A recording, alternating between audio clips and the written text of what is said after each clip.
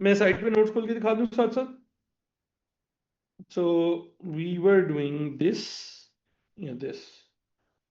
तो हमने डिसाइड किया था कि कंप्लीटेड स्क्वायर फॉर्म क्या बताती है। Completed square form turning points बताती है बेटे। ब्रैकेट को इक्वल टू जीरो पुट करेंगे तो एक्स की वैल्यू आएगी, और ये वाली वैल्यू एज इट इज उठा लेंगे तो बेटे वाई की वैल्यू आ जाएगी। डन हो गया।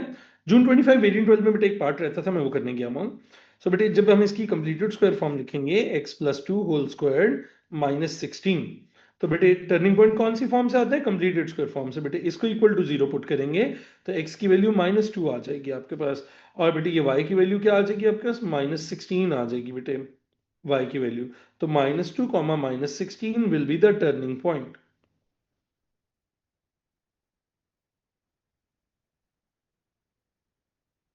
बेटे ये वाली कौन सी फॉर्म है, ये वाली कौन सी फॉर्म है बेटे, स्टैंडर्ड फॉर्म है। स्टैंडर्ड फॉर्म क्या बताती है बेटे, एक तो शेप बता रही थी, शेप आएगी बेटा स्माइली फेस, और ये क्या आ गया बेटे, वाई इंटरसेप्ट आ गया बेटे। वाई एक्सेस को कहां पे कट करेंगे हम, वाई एक्सेस को कहां पे कट करेंगे बेटे हम, वाई एक्सेस को -12 पे कट करेंगे, करेक्ट। एक स्माइली फेस ग्राफ है जो वाई एक्सेस को -12 पे कट कर रहा है, और उसका टर्निंग पॉइंट कहां पे है, उसका टर्निंग पॉइंट है -2 -16 पे। क्या क्वेश्चन की सारी रिक्वायरमेंट्स कंप्लीट हो गई, जरा पढ़ के बताइएगा।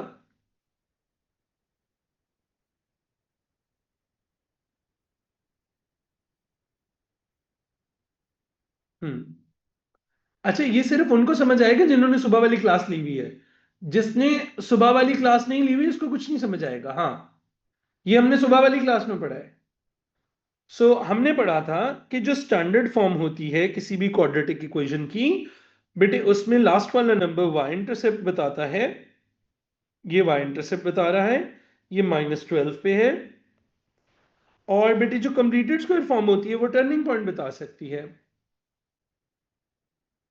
ठीक हो गया। बेटे जो स्केच होता है वो रैंडम ग्राफ बनाना होता है, वो एक्यूरेट ग्राफ नहीं बनाना होता। जिसमें वर्ड स्केच लिखा होता है बेटे, वो रैंडम ग्राफ बनाना होता है, वो नीट ग्राफ नहीं होता बेटे। अब क्या मिसिंग है बेटे इस क्वेश्चन में से अभी, बेटे क्वेश्चन एक आता है including the value where graph crosses the axis. Axis का क्या मतलब होता है बेटे, वाई एक्सिस भी एंड एक्स एक्सिस भी, Y axis and X axis. बेटे वाई एक्सिस तो आपने बता दिया -12 पे क्रॉस कर रहे हैं, वाई एक्सिस तो आपने बता दिया -12 पे क्रॉस कर रहे हैं, एक्स एक्सिस पे कैसे कट करते हैं बेटे। तो बताइए बेटे कौन सी फॉर्म में जाके अगर देखें तो हमें पता चलता है कि एक्स एक्सिस कहां पे कट करेगा। बेटे फैक्टराइज्ड फॉर्म में जाना पड़ता है ये चेक करने के लिए कि एक्स एक्सिस कहां पे कट करता है बेटे। ठीक है, वो वाई को जीरो पुट करने से भी वही आता है। पहले बेटे हम इसको फैक्टराइज कर लेते हैं, आइए फैक्टराइज फॉर्म में चलते हैं। X squared plus 4x minus 12 था, x squared plus 6x minus 4x minus 12 था, मिडिल टर्म ब्रेक कर लिया, -2x था बेटे, सॉरी -2x। बेटे मैंने मिडिल टर्म ब्रेक कर लिया, x plus 6 -2 times x plus 6। बेटे देखिएगा अब आपकी y की वैल्यू आ गई x -2 एंड x प्लस 6। जब बेटे हम फैक्टराइज फॉर्म में आ जाएं तो हर ब्रैकेट को individually equal to zero put कर दें,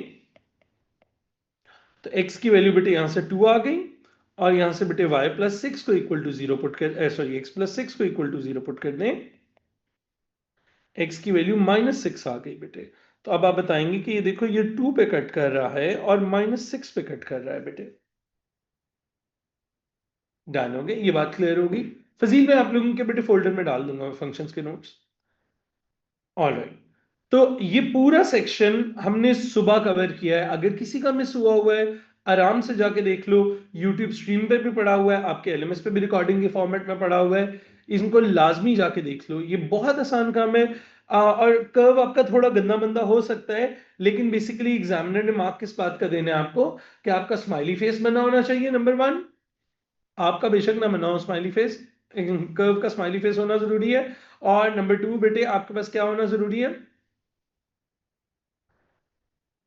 आपके पास टर्निंग पॉइंट आपको पता होना चाहिए। तो अब आप नोटिस करो, इस एक पार्ट में उन्होंने तीनों फॉर्म्स चेक कर ली कि जो स्टैंडर्ड फॉर्म है उससे पता चलता है वाई इंटरसेप्ट कहाँ पे है, जो कंप्लीटेड स्क्वायर फॉर्म है बेटे उससे पता चलता है टर्निंग पॉइंट कहाँ पे है, और जो रूट फॉर्म है बेटे वहां से पता चलता है बेटे एक्स इंटरसेप्ट कहाँ पे है, एक्स एक्सिस को कहाँ पे कर रहे होते हैं कट। ठीक है जी बेटे, रोमा बेटे हमने फैक्टराइज इसलिए किया था क्योंकि फैक्टराइज वाली फॉर्म से हमें यह पता चलता है कि हमने एक्स एक्सेस को कहां पे कट करना है बेटे। नेगेटिव वन जो होते हैं वो सैड फेसेस होते हैं, पॉजिटिव जब जब बेटे एक्स स्क्वायर के बाहर वाला जो ए होता है बेटे, जब वो पॉजिटिव होता है तो स्माइली फेस होता है। एक्स स्क्वायर की टर्म अगर नेगेटिव आंसर दे रही हो बेटे, तो वो क्या होता है बेटे, वो सैड फेस होता है। बेटे जो लोग पूछ रहे हैं कौन से पेपर में, बेटे ये पिछला पेपर याद है, हमने कल एक जगह पे मार्क करके आए थे, ये जून 25 का वेरिएंट 12 का पेपर था बेटे। ठीक है बेटे, जून 25 का वेरिएंट 12 का पेपर था बेटे ये। ऑल राइट, अच्छा ये बात आराम से देख ले बच्चों, आपको तीनों फॉर्म्स इसकी याद करके जानी है। मैं आपको इसकी वो भी दिखा देता हूं, एग्जामिनर क्या बात करते हैं इसके बारे में, मैं आपको वो लाजमी दिखाना चाहता हूं।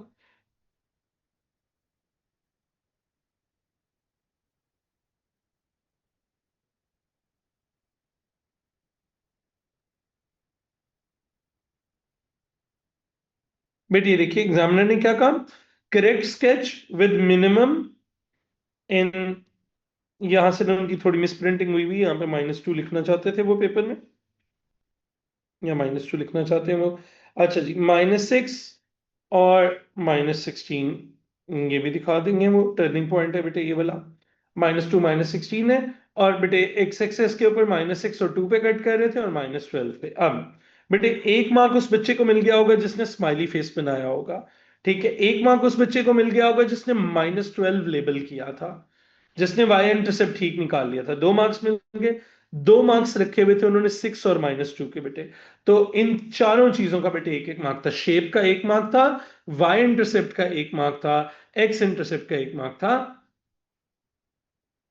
हाँ एलेना रख सकते हैं बेटे, मेरी बात सुने बच्चों, आप में से जो लोग मेरे से पूछ रहे हो कि सर ये जो एक्स एक्सेस वाले पॉइंट्स हैं, ये निकालने के लिए कहा हम इस इक्वेशन में y को 0 पुट करके सॉल्व नहीं कर सकते। आप बिल्कुल कर सकते हो बेटे, जिस फॉर्म से वो सामने नजर आ रहे होते हैं बेटे, वो कौन सी फॉर्म है, वो फॉर्म है बेटे फैक्टराइज्ड फॉर्म है बेटे। -12 बेटे स्टैंडर्ड फॉर्म के ऊपर, ये जो स्टैंडर्ड फॉर्म होती है बेटे, इसमें बेटे जो लास्ट नंबर होता है वो वाई इंटरसेप्ट बता रहा होता है। आपको सुबह वाले बेटे ये वाला पेज नोट्स का याद करना पड़ेगा आपको। ये बताता है कि क्वाड्रेटिक्स की 3 फॉर्म्स होती हैं, तीनों में से कौन सी फॉर्म क्या नॉलेज दे रही होती है, आपको यहां से याद करना है। ये मेमोराइज करने वाली चीजें हैं, इनमें समझने वाली कुछ भी नहीं है भाई। पैराबोला बेटे, ये स्माइली फेस सैड फेस को पैराबोला कहते हैं बेटे। बच्चों स्माइली फेस और सैड फेस को पैराबोला कहते हैं। ठीक हो क्या? ऑल राइट, चलिए आ जाइए, हम पेपर पे हैं। जून 25 के वेरिएंट 12 ये कंप्लीट हो गया था ना, इसका लूप 2 हमारा, वेरिएंट 13 पे आ जाइए। जून 25 वेरिएंट 13 पर आ जाइए, हम इसका लूप 2 करेंगे। क्या हमने स्टार्ट कर दिया था इसका लूप 2? नहीं किया था ना। इसका लूप 2 नहीं स्टार्ट किया था ना। चले आ जाइए। आई एम डिस्टर्ब्ड, अच्छा देखो बेटे, किस बात पर disturb, I scored 87 in this and I scored 76 in this. कोई ज्यादा फर्क नहीं है अब्दुल राफे, सिली मिस्टेक्स निकालो अपनी, ठीक है, ड्रामे नहीं करो। हाँ, all right, how will we know when to apply which form, depend करता है आपको क्या चाहिए आमना। आमना देखो, अगर आपको वाई एक्सिस कहाँ पे कट कर रहा है वो बताना है, तो अब बेटे मुझे देख के बताओ यहां से। अगर मैं आपसे पूछता हूँ बताओ बेटे ग्राफ वाई एक्सिस को कहाँ कट करेगा, तो कौन सी फॉर्म चाहिए होगी आपको? आपको ये वाली फॉर्म चाहिए होगी। अगर मैं आपसे कहता हूँ टर्निंग पॉइंट के कोऑर्डिनेट्स बताओ, तो आपको कंप्लीटिंग स्क्वायर फॉर्म चाहिए होगी। अगर मैं आपसे पूछता हूँ बेटे बताओ एक्स एक्सिस को ग्राफ कहाँ पे कट करेगा, तो आप फॉरन फैक्टराइज करोगे। ठीक, ये बात समझ आ गई ना सबको? ऑल राइट, डन हो गया। बेटे इस पेपर में से कोई क्वेश्चन लीव तो नहीं कर दिया हमने? नहीं, 23 हमने कर लिया था कल गाइस, कल कर लिया था। चलिए वेरिएंट 13 पे आ जाए। जून 25 वेरिएंट 13। हम कोशिश करेंगे कि हम आज इसका पूरा लूप 2 कंप्लीट करेंगे। जरा मेरे साथ अटेंटिव रहिएगा और एक्टिव रहिएगा। ऑल राइट, चलिए बेटे ये ग्राफ देखिए। On the grid plot and label the point D 3,6। चलिए 3,6, this is the point D. ठीक हो गया, डी इज दिस पॉइंट 3,6। जी फेब मार्च 26 करवा दूंगा, मैं आपको करवा दूंगा, डोंट वरी। अभी आया नहीं है, मेरे हाथ नहीं लगा, अगर किसी के हाथ लगे तो मुझे व्हाट्सएप कर देना। ए लेवल्स का आ गया था मेरे पास, ओ लेवल वालों का नहीं आया।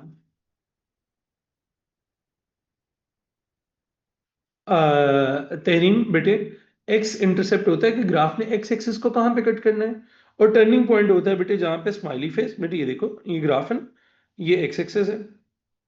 बेटे ये जो पॉइंट्स हैं, ये जो ऑरेंज वाले पॉइंट्स हैं, ये हैं एक्स इंटरसेप्ट जहां पे एक्स एक्सिस को टच करते हैं।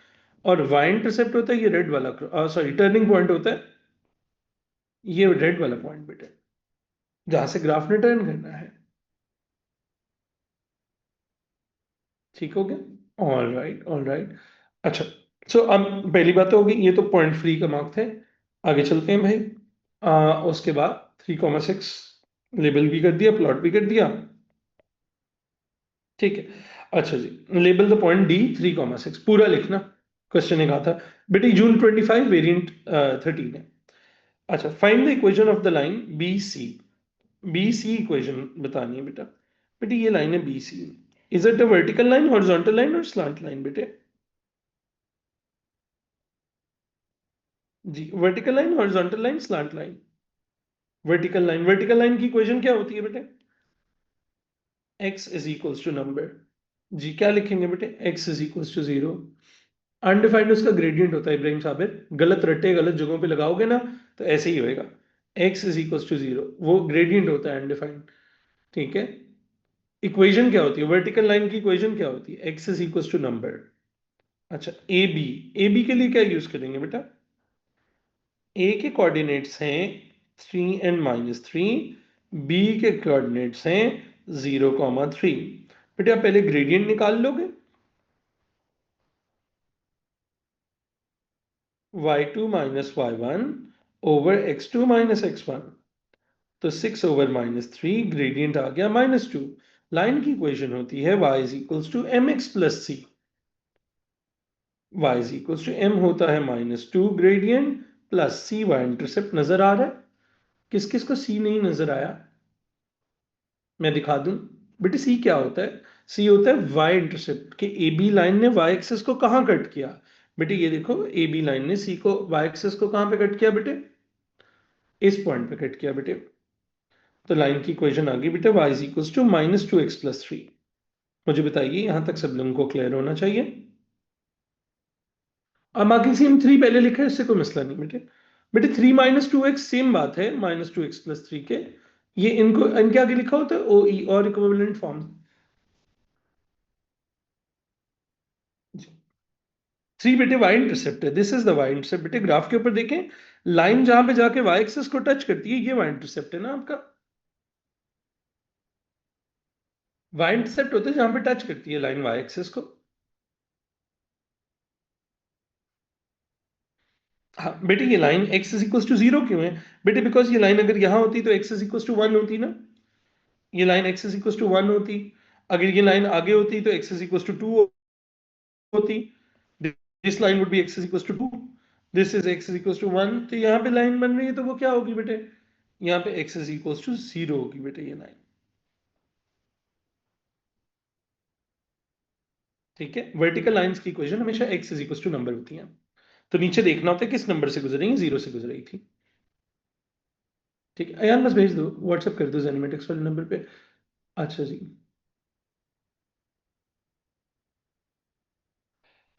नमाज टाइम में क्लास रोक दें 5 मिनट। बेटे नमाज पढ़ रहे हो आप 5 मिनट, कितने यहाँ पे हम कौन सा रॉकेट चला लेंगे? आपके लिए 5 मिनट रोकूंगा, फिर अगले शहर वालों के लिए भी रोकनी पड़ेगी।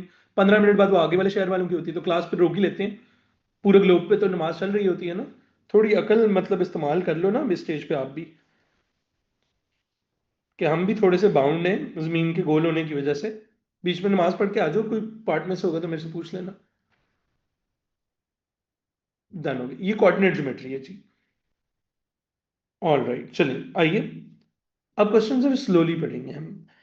Asif is making a rectangular lawn 14 by 19 meter. He uses grass seeds to make this lawn. The grass seed cost $0.34 1 meter square के लिए. By writing each number correct to one significant figure, estimate cost of the seeds needed. अब बेटे सबसे पहले आप क्या करेंगे जी, number one सबसे पहला काम हम ये करेंगे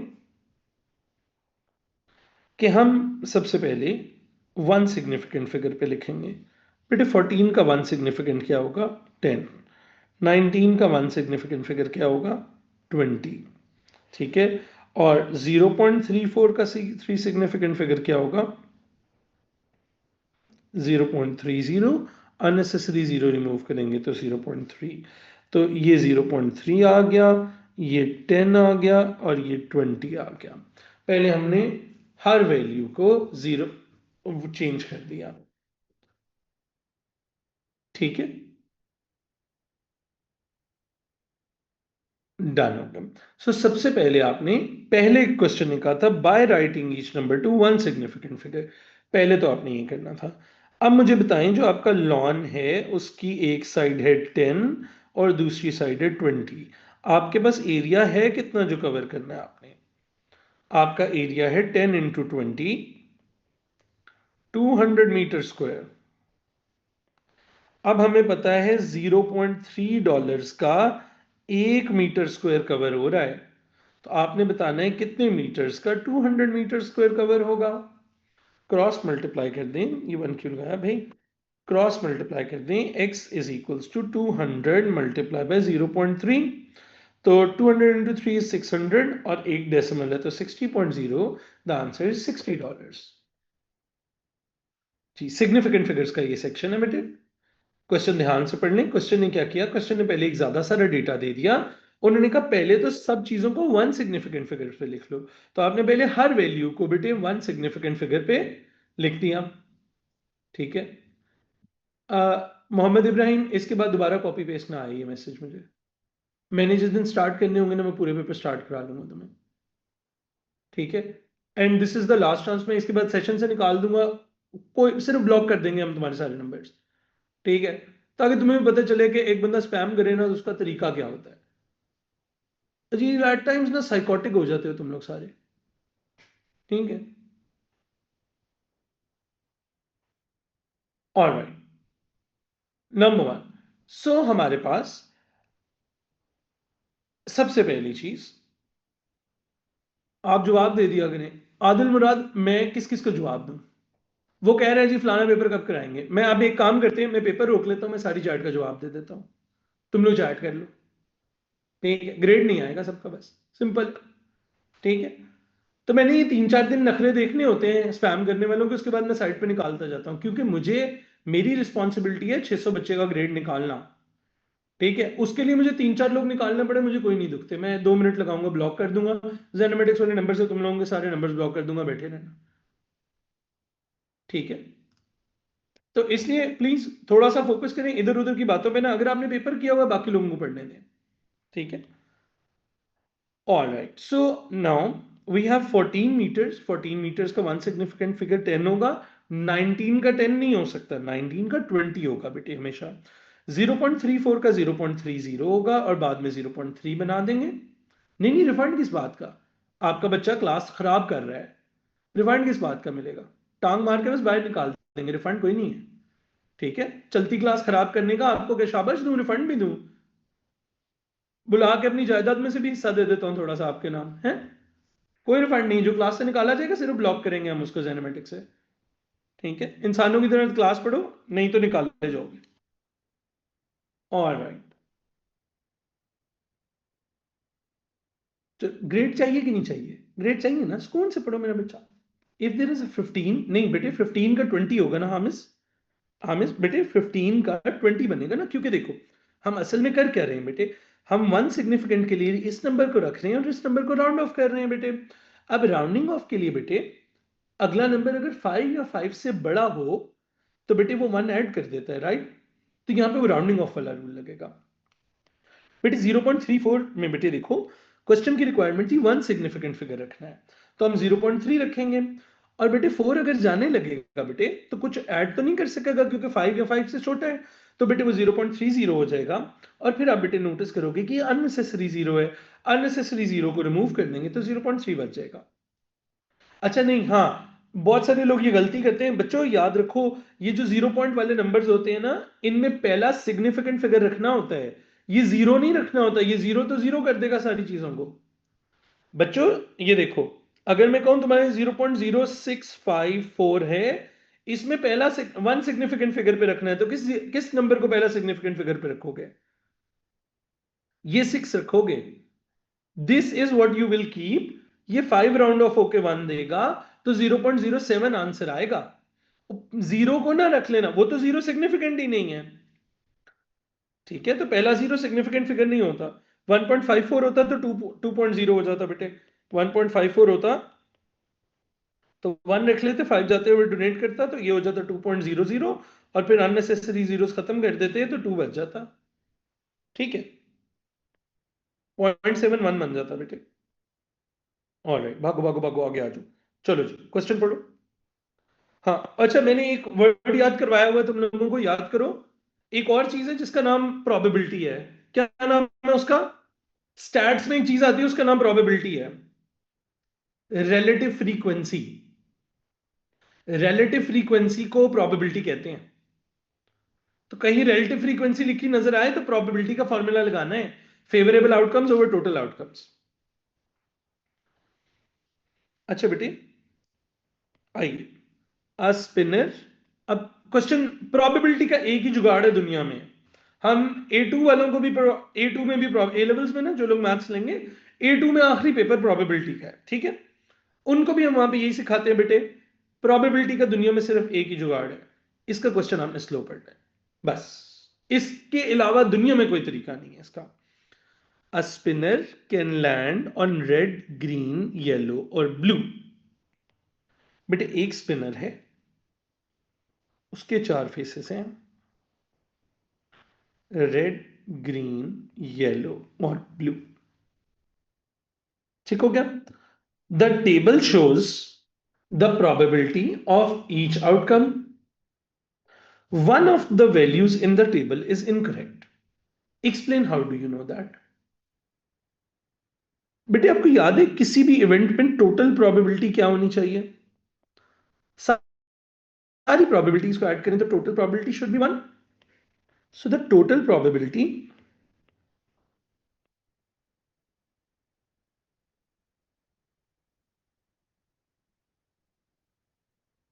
शुड बी 1, एग्जैक्टली 1 होनी चाहिए। Here 0.535 plus 0.2 plus 0.15 plus 0.4, total is 1.1। So now we know कि ये गलत है। ठीक है बेटे, यहां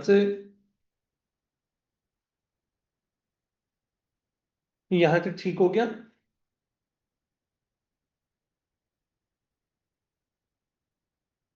यहां तक सब लोगों के लिए क्लियर है?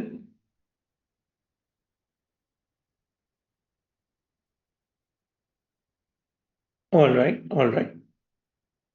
इट एक्सीड्स 1, हाँ हाँ, बेसिकली आप कुछ भी लिख सकते थे on the lines of the probability का सम 1 से ज्यादा होना चाहिए। हाँ, इसकी वर्डिंग बहुत ज्यादा सारी वर्डिंग्स एग्जामिनर ने अलाउ की थी, आपने बस एग्जामिनर को दिखा देने के देखो इसका टोटल डिफरेंट आ रहा है 1 से। ठीक है, हाँ नहीं नहीं गलत नहीं होगा, एग्जामिनर ने अलाउ किया था। इस तरह के कमेंट्स में एग्जामिनर काफी लीनियंस अलाउ करते हैं। The probability of the spinner landing on blue is incorrect. ठीक है, ब्लू वाली गलत है, उन्होंने कहा ब्लू वाली गलत है। सो हमें पता था बेटे red plus green plus yellow plus blue का आंसर 1 आना था बेटे।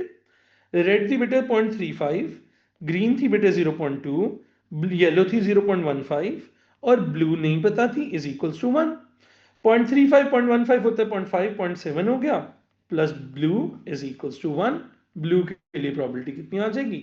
0.3 आ जाएगी बेटे।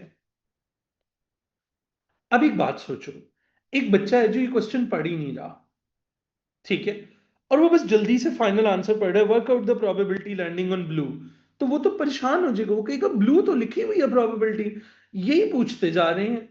Got it? सो 0.3, हाँ तो वही हो गया ना, 0.3 आएगा ना। आप 0.30 भी लिख सकते हो, कोई इशू नहीं, ठीक है। वर्किंग दिखा के नहीं नहीं नहीं, देखो मेंटली कौन कह रहा है मैंने मेंटली लिखा, वर्किंग के बिना नहीं मार्क मिलेगा, वर्किंग के बिना मार्क नहीं मिलेगा, ठीक है, वर्किंग के बिना मार्क नहीं मिलना। 2 मार्क का क्वेश्चन कभी मेंटली नहीं करना भाई, 1 मार्क का क्वेश्चन मेंटली नहीं करना, तुम 2 मार्क के क्वेश्चन को कैसे कर रहे हो? ठीक है बेटे, दोबारा क्वेश्चन पूरा पढ़ो। ये क्वेश्चन पढ़ने से ताल्लुक रखता है, ना कि समझने से। दो तरह के क्वेश्चन होते हैं ना, एक होते हैं मुश्किल क्वेश्चन जो टीचर समझाता है तो समझ आते हैं, एक क्वेश्चन होता है जो सिर्फ आप पढ़ लो इंसानों की तरह तो आपको समझ आ जाएंगे। दुआ सही लिखा बेटे, दुआ सही लिखा, कोई इशू नहीं है इसमें। हाँ, 1/4 क्यों नहीं होते बेटे आदिल? वो फेयर डाइस, अगर वो फेयर स्पिनर होता है ना उसमें बराबर होते हैं। लेट्स सपोज आपके स्पिनर में एक साइड भारी होगी और एक साइड लाइट होगी, तो वो हर साइड बराबर नहीं है उसकी। A spinner can land on red, green, yellow और blue faces, 4 faces थे। और बेटे the table shows the probability of each outcome, हर एक की प्रोबेबिलिटी बता दी उन्होंने। One of the values in the table is incorrect, एक वैल्यू गलत है। हमें कैसे पता चला? How do you know this? क्योंकि हमें पता है सारी प्रोबेबिलिटीज को ऐड करने का आंसर क्या आना चाहिए? 1 आना चाहिए।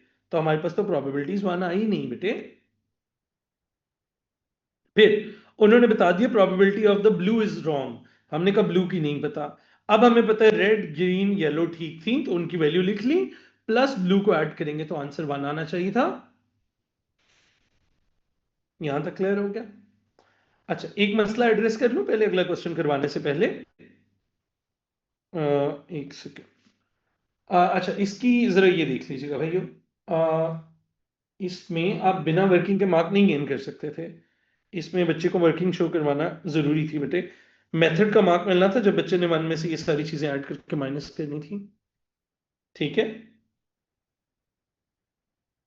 एग्जामिनर ने 0.7 देखना था यहाँ पे आपका, ठीक है। चलिए 11 देखते हैं बेटा। किसी को पता है 11 किस चैप्टर को बिलोंग करता है? टोटल प्रोबेबिलिटी 1 होती है ना रमना, हर एक उसकी। चलो आओ, मैं आपको ना कनेक्ट करवाता हूँ ये कौन से चैप्टर को बिलोंग करता है।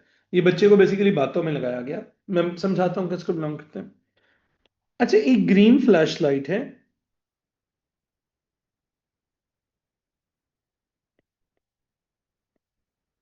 वो हर 12 मिनट्स के बाद ब्लिंक करती है। 12, 24, 36, 48, 60, 60, 60, 72। डू यू सी ये सारे मल्टीपल्स ऑफ 12 हैं? करेक्ट। एक रेड कलर की लाइट भी है, वो 45 के मल्टीपल्स पे जाती है, 45, 90, 135, 180। डू यू सी ये सारे मल्टीपल्स ऑफ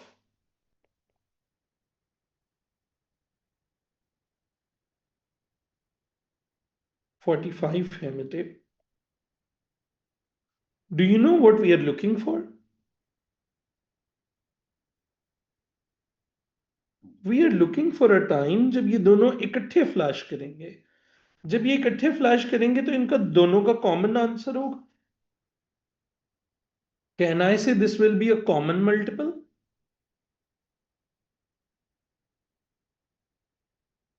दोनों का, क्योंकि ये दोनों इकट्ठे फ्लैश करेंगे। कब? जब वो 12 का भी मल्टीपल होगा और वो 45 का भी मल्टीपल होगा, ऐसे ही है। अच्छा, लेकिन हमें बिल्कुल नेक्स्ट टाइम चाहिए, नेक्स्ट टाइम चाहिए, दैट विल बी सबसे छोटा नंबर चाहिए। हो सकते हैं बहुत सारे ऐसे नंबर्स हो जो 12 के भी टेबल में आते हो और 45 के भी टेबल में आते हो, बट हमें बिल्कुल नेक्स्ट वाला नंबर चाहिए, तो दैट मीन्स हमें सबसे छोटा नंबर चाहिए। लीस्ट कॉमन मल्टीपल बेटे क्या होता है? एलसीएम होता है बेटे। चलो एलसीएम निकाल लेते हैं। सो मैं एलसीएम निकालता हूँ 12 का और उसका। सो मैं 12 के लिए लिखूंगा 2 6 जार 12, 2 3 जार 6, 3 1 जार 3। और बेटे मैं 45 के लिए लिखूंगा बेटे 3 5 15 जार 45, 3 5 जार 5 एंड 5 1 जार 5। बेटे मैं लिखूंगा 12 इज 2 टाइम्स 2 टाइम्स 3। और 15 के लिए बेटे अगर आप में से कोई इकट्ठा लिख के निकालते तो वो भी सही है बेटे, उसमें कोई इशू नहीं। 3 टाइम्स 3 टाइम्स 5। तो पहले लूप्स बना लेंगे। लूप ऊपर से नीचे को वो सिर्फ एक बना, 3 का बना। सो बाकी डिस्क्स बन जाएंगी सारी। तो एलसीएम आएगा लूप्स एंड डिस्क्स।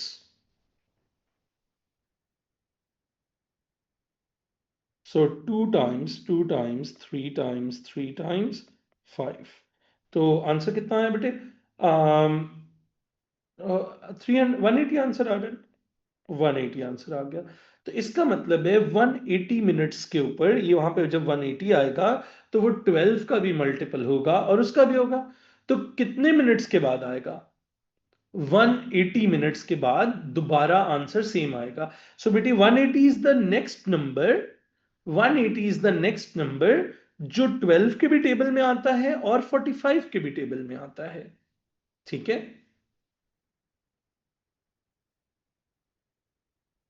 डन हो गया, यहां तक क्लियर हो गया।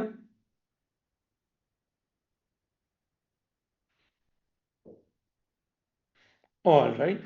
अब बेटे देखो, अब टाइम पूछा उन्होंने, उन्होंने कहा था तब पहली दफा 9 AM था। बेटे 180 मिनट्स कितने आवर्स होते हैं? 3 आवर्स होते हैं। तो अगर पहले 9 AM पे हुआ था तो अब 3 आवर्स के बाद क्या टाइम हो गया होगा बेटे? 12 PM टाइम हो गया होगा। 12 PM टाइम हो गया होगा बेटे। ठीक है,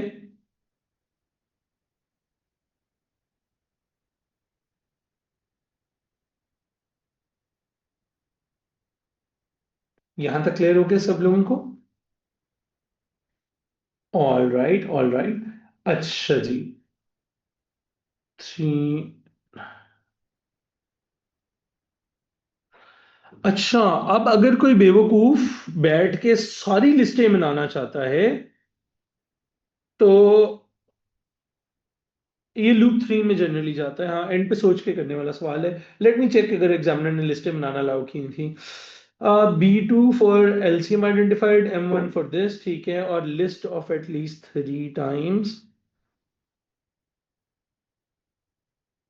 ठीक है, उन्होंने कहा कि ठीक है, अगर एक बच्चा लिस्टें लिखता जाता है, पूरी लिस्ट लिखनी है लेकिन फिर एंड तक लिखनी है जहां पे वो 180, वो 12 o'clock पे पहुंचा और वो 12 o'clock पे पहुंचा, पूरी पूरी लंबी लिस्ट लिखनी है। लेकिन एलसीएम से कर लो, इंसानों की तरह हो जाएगा, बाकी पेपर भी तो करना है। ओ लिस्ट का मतलब बेटे ये है कि अगर एक बच्चा ना बेवकूफों की तरह बैठ जाए और वो कहे कि ओ पहली लाइट 9 o'clock हुई, फिर 9:12 पे हुई, फिर 9:24 पे हुई, फिर 12 बजे तक टाइम लिखे सारा पूरा, और दूसरी लाइन का, दूसरी वाली का भी 12 बजे तक पूरा टाइम लिखे, तो क्लियरली वो बच्चा ज़हनी मरीज है और उसको हेल्प की जरूरत है लाइफ में। ठीक है, उसको बहुत ज्यादा हेल्प की जरूरत है, उसको कहीं जमा करवा दें हम क्योंकि वो ऑटिस्टिक हो चुका है, वो लिस्टें बना रहा है। चलो क्वेश्चन करो, नेक्स्ट क्वेश्चन करो, जल्दी जल्दी जल्दी। Hurry up hurry up hurry up. ये वाला पार्ट बोलो, क्या करेंगे टेस्ट में?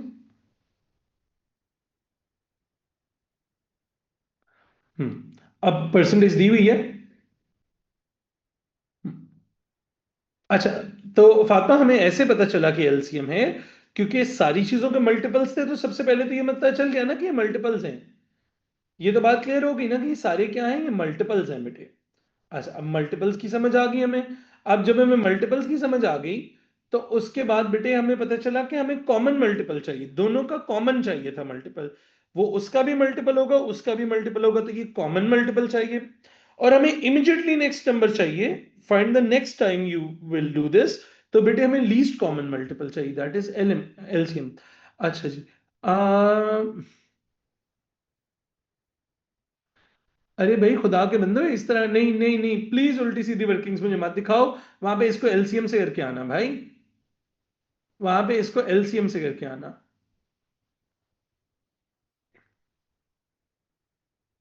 किसकी? 7 अप्रैल की रिकॉर्डिंग नहीं अवेलेबल। वो इसलिए अवेलेबल नहीं है हारून क्योंकि आपसे ऑनवर्ड रिकॉर्डिंग्स नहीं अवेलेबल होंगी। 8th की भी नहीं होगी, 9th की भी नहीं होगी। आप जिसने क्लास लेनी है वो ले ले, जिसने नहीं लेनी वो अपने ग्रेड को खुद गुड बाय कह दे। ये सिर्फ शुरू के 3 4 दिन 5 दिन के लिए हमने कही होती है रिकॉर्डिंग्स। और वो भी मैंने इनको 3 days कहा था सिर्फ कि थर्ड से आगे रिकॉर्डिंग नहीं लेनी। वो इन्होंने मुझे बताया कि कुछ लोगों की ऑनबोर्डिंग का मसला चल रहा था, तो वो बड़ी बात है, हम 7 तक ले गए, 3 दिन के बाद रिकॉर्डिंग लेनी ही नहीं थी हमने। ऑलराइट, चलिए जी, बॉक्सेस।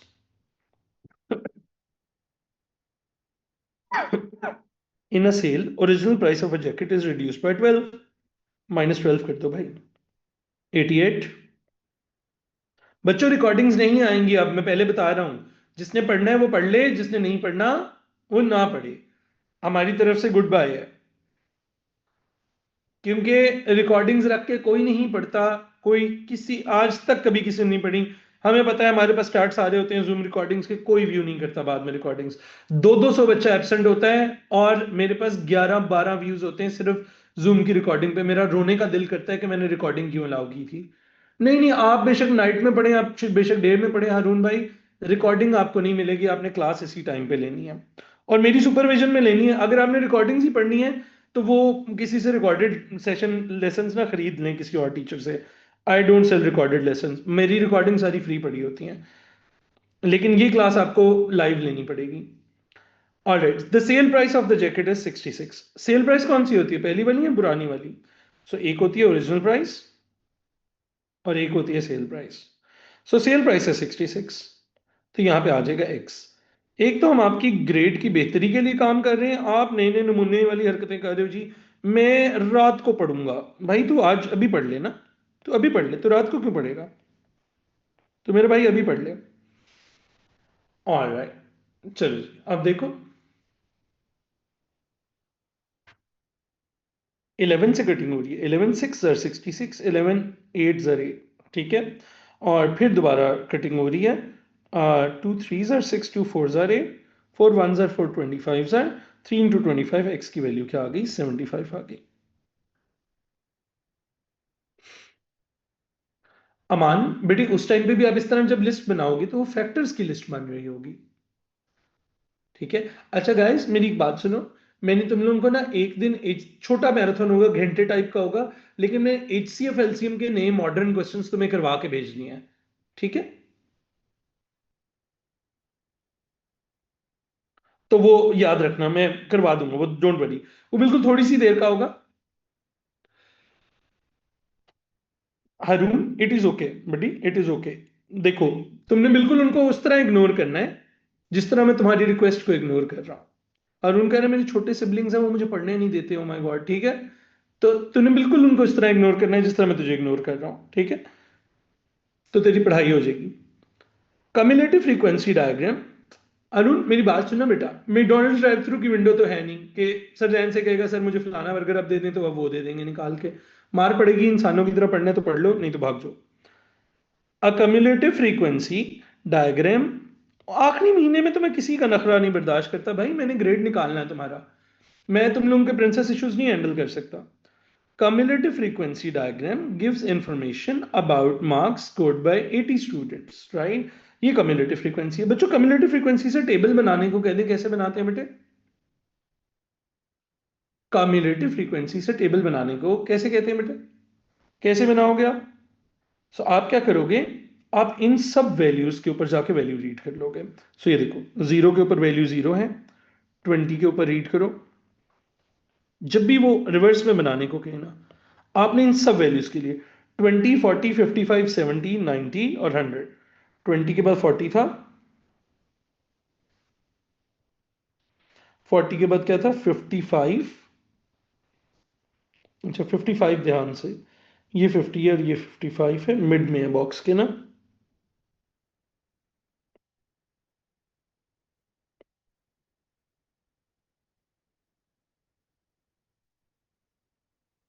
70 90 और 100।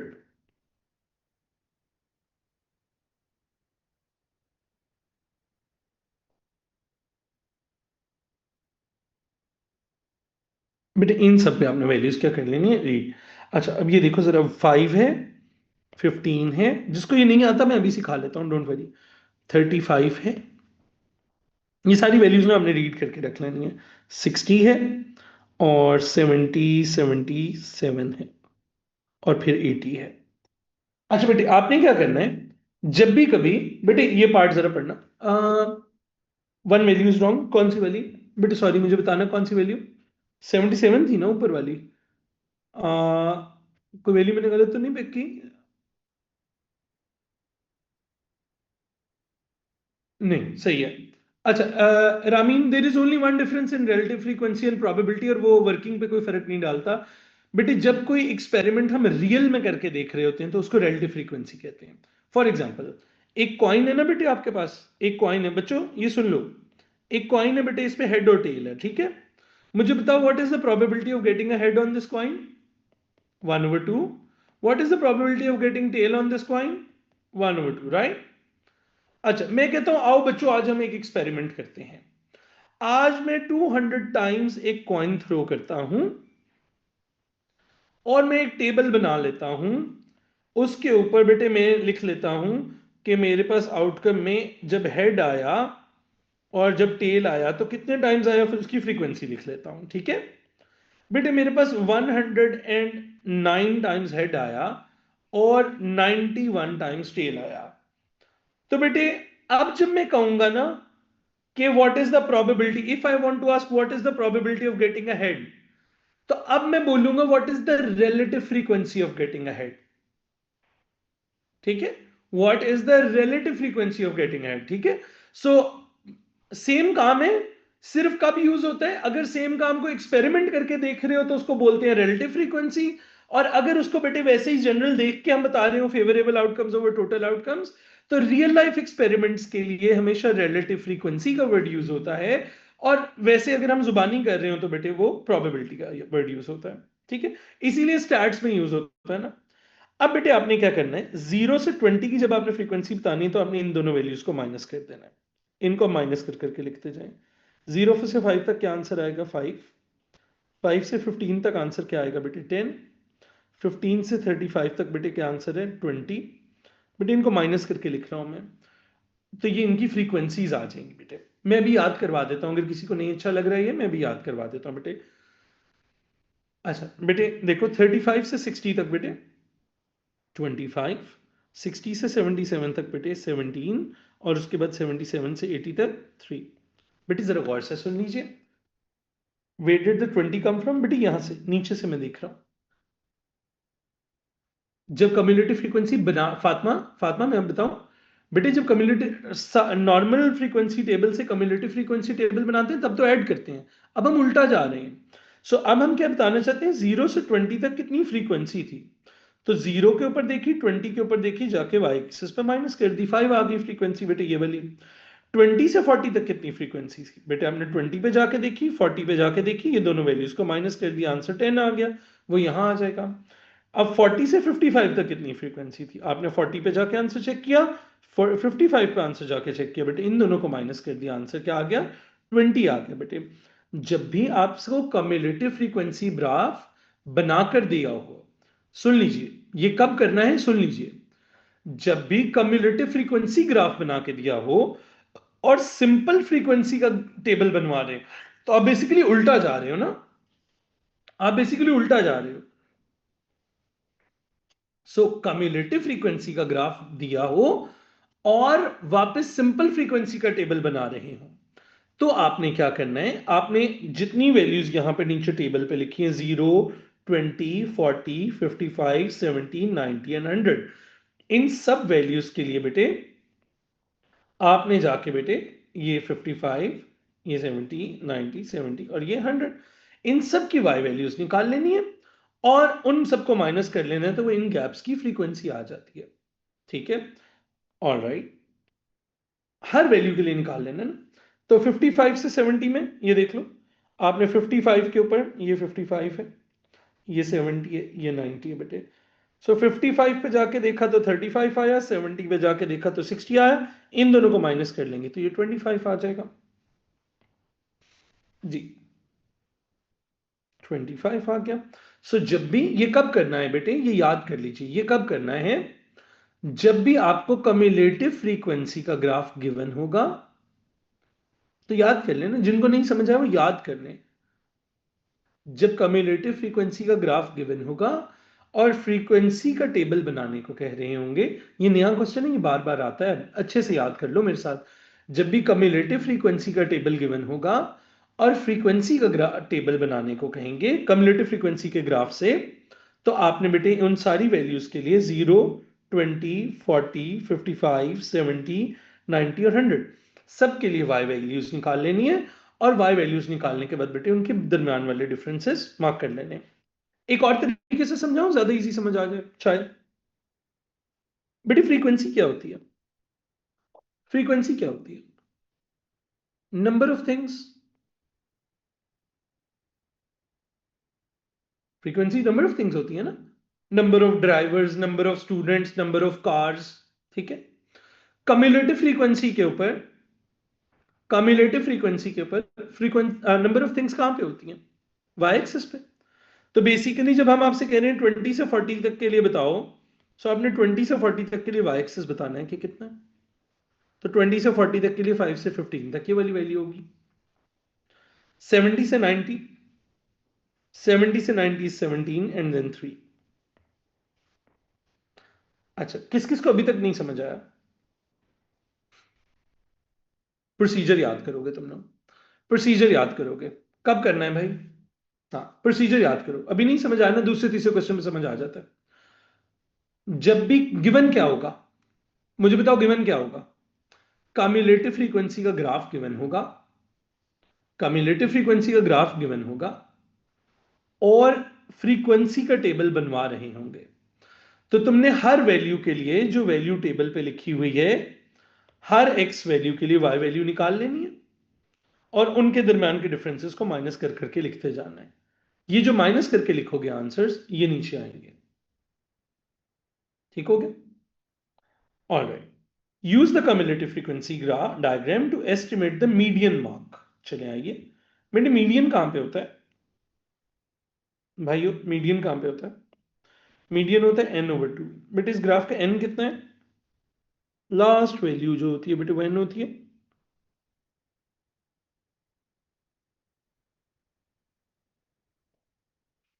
n होता है 80।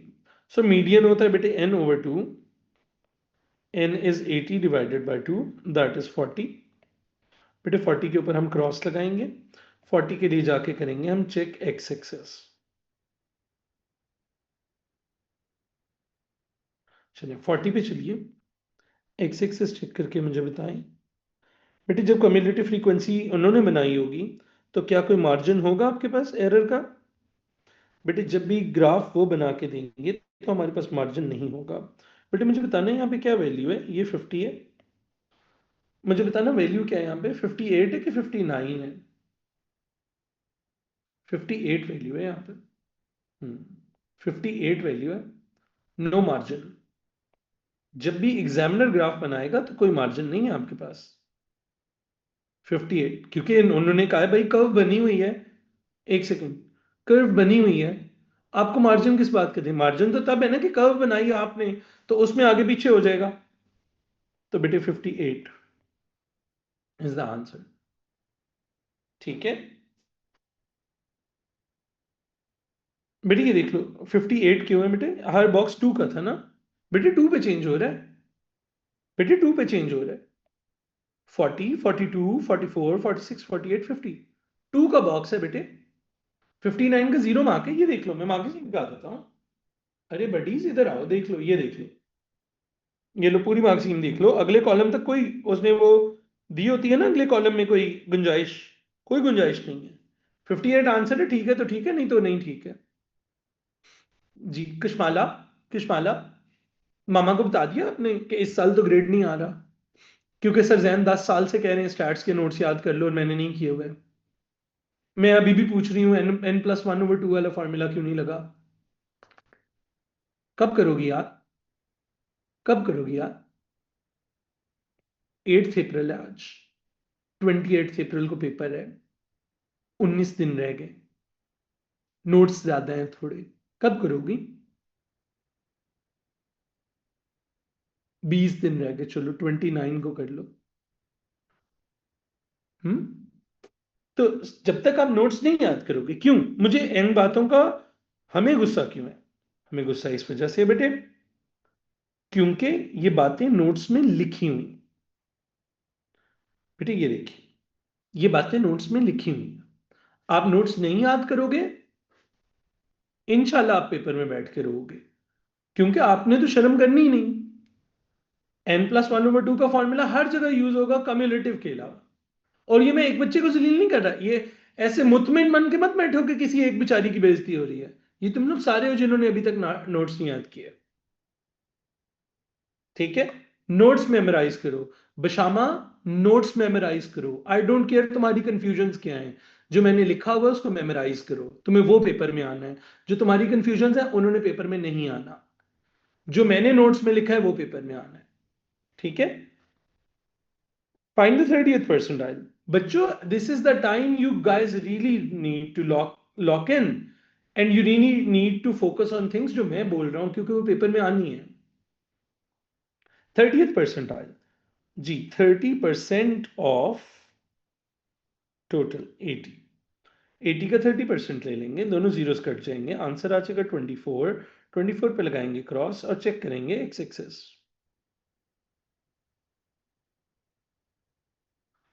ठीक है, 24 के ऊपर जाएंगे, 24 ये है। तो basically this is 30% of N. 30th percentile का मतलब होता है 30% ऑफ एन। तो बेटे इस पे जाके जब मैं एक्स एक्सेस देखूंगा, तो मेरे पास आंसर आ जाएगा बेटे 48। बेटे ये आंसर आ गया, 48 आ गया। बेटे ये हमारा 30th percentile होगा। क्या इसमें कोई मार्जिन है? नहीं, कोई मार्जिन नहीं है। Number of students who scored 76 और मोर मार्क्स। अच्छा, टोटल मार्क्स कितने हैं? टोटल मार्क्स अवेलेबल है 100। ठीक है, सो 76 और मोर, तो हमें चाहिए 76 से आगे वाले मार्क्स। मार्क्स कौन से एक्सेस पे होते हैं? मार्क्स तो वाई एक्सेस पे होते हैं। सो हम कहेंगे हमें चाहिए बिटवीन 76 एंड 100 मार्क्स। फिर चलिए 76 पे चेक करते हैं, 100 पे चेक करते हैं, उनको माइनस कर देंगे। चलिए 100 पे तो हमें पता है 80 है ना, 100 पे तो पता है 80 लोग हैं। और नंबर ऑफ स्टूडेंट्स है ना बेटे, नंबर ऑफ स्टूडेंट्स कौन से एक्सेस पे होंगे बेटे? वाई एक्सेस पे होंगे हमारे पास। और 76 के ऊपर जाके चेक करते हैं।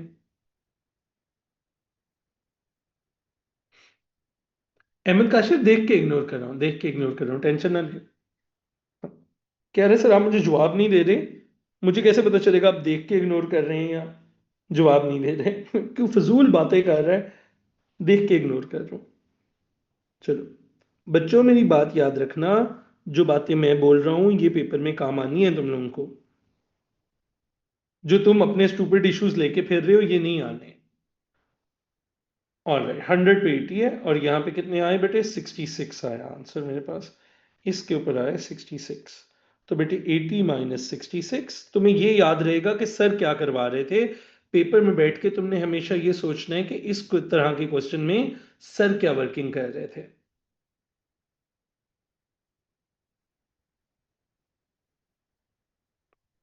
डन। क्योंकि बेटे टाइम कम है, मैं आपको इग्नोर करके ज्यादा ठीक हूं, आप मेरी बात सुन के ज्यादा ठीक हो। आपके पास ये जो आप चीजें छोटी छोटी छोटी छोटी पूछ रहे हो ये अक्सर इमटेरियल होती हैं। आप जिस दिन पेपर दे के आओगे ना, अपनी कंफ्यूजन निकाल के साइड पे रख लेना, आप नोटिस करोगे इनमें से तो कुछ भी नहीं आया। ठीक है, और जो सर जैन बोल रहे थे उनमें से चीजें आई हुई हैं। तो it's very important, notes revise करें गाइस। आप में से बहुत सारे लोग नोट्स नहीं रिवाइज कर रहे। बेटे पुराने नोट्स रिवाइज किए हुए भूल जाएंगे, आखिरी दिन करने बैठोगे बहुत रोना आएगा। ठीक है, बेटे आखिरी 2 दिनों में नोट्स रिवाइज करने बैठोगे, ऐसा ऐसा रोना आता है इंसान को कि हद नहीं।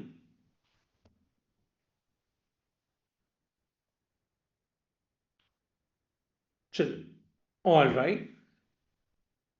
परसेंटाइल में बेटे उतने परसेंट निकाल लेना होता है, परसेंटाइल का वर्ड परसेंटेज से निकलता है ना, तो 30% ले लेना होता है आपने, एन का 30% ले लेना होता है।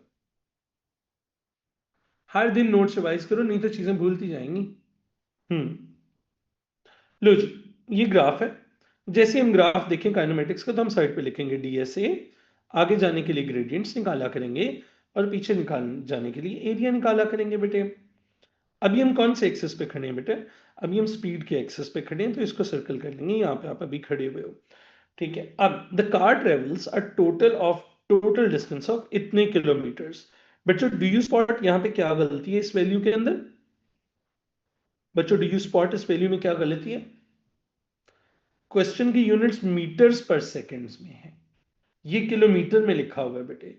1000 से मल्टीप्लाई कर लीजिए और पहले इसको ठीक कर लीजिए, 1010 मीटर। ये क्या है बेटे? डिस्टेंस बताया हुआ है 90 सेकेंड्स में। बेटे डिस्टेंस कैसे आता है? एरिया से। हमें पता है हमारा टोटल एरिया जो आना है वो आना है बेटे 1010 मीटर। ये बात समझ आ गई आपको?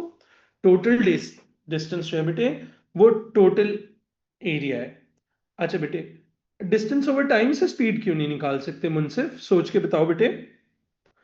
उन्होंने स्पीड पूछी है ना, डिस्टेंस ओवर टाइम से क्यों नहीं निकाल सकते? मार्क्स देखे हैं कितने हैं? 4 मार्क्स है। तुम्हें लगता है डिस्टेंस ओवर टाइम के 4 मार्क्स मिलने लगे हैं? और मेन गलती बताओ। डिस्टेंस ओवर टाइम सिर्फ तब लग सकता है बेटे जब स्पीड ना चेंज हो रही हो बेटे। क्वेश्चन में स्पीड चेंज हो रही है बेटे, स्पीड कांस्टेंट नहीं है। अगर स्पीड चेंज हो रही हो तो डिस्टेंस ओवर टाइम नहीं कर सकता बेटे, स्पीड नहीं निकाल सकता। तो क्वेश्चन के अंदर स्पीड चेंज हो रही है। अब बेटे देखो, हम शेप्स को अंडरस्टैंड करते हैं, क्या क्या शेप बन रही है बेटे।